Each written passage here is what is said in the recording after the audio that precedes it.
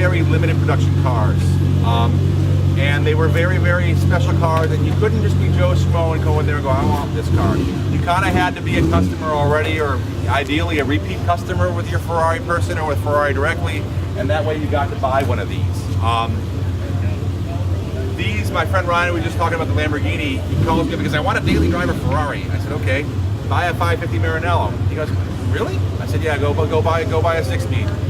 He goes, okay. He went and bought the bike, but found the nicest one he could get. He got the car. 2 weeks later, he hadn't heard from 2 weeks. Thinking, oh God, he didn't like it. He calls me up in the car. He goes, this is the coolest car, the easiest car, most fun car I've ever owned. These are really good cars. These are a proper modern Ferrari. The AC works, the windows work. It's reliable, it's comfortable, they're stonking fast. I mean, they're really fast. I drove one about 3 months ago that I was thinking about buying that got nixed at the last minute by somebody else in our household. And we were in Connecticut driving around, and my friend Peter, who had the car, goes, well, just hammer the thing. And I'm like, okay. And I drop it to third gear and hammer the thing. And we're going, I'm like, God, it's really nice and smooth. Pop in the fourth gear, pop in the fifth gear. Look down at the speedo, and we're on 84 in Connecticut, 145 indicated. I said, you know, this is, I said, oh, maybe we're going, he goes, oh, we're fine. I said, no, I don't want this ticket in the state of Connecticut. And so I slowed down. The fact that it was an effortless car and didn't get light and was just tracked down the road at that kind of speed was unbelievable.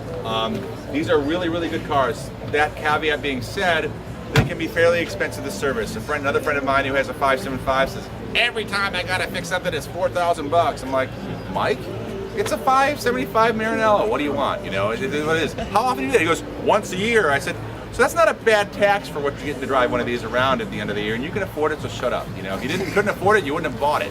I told you that when you got it. And you know, realistically, these are about a $3,000 a year proposition. With cars like this that are special cars, the key to them is going to be long-term, which is sad.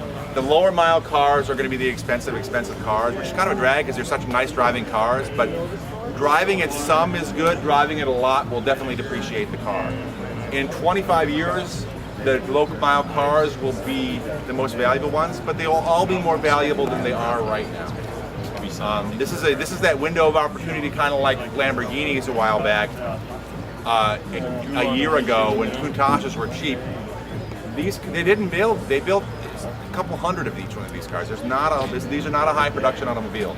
So if you're thinking about that, I highly recommend these.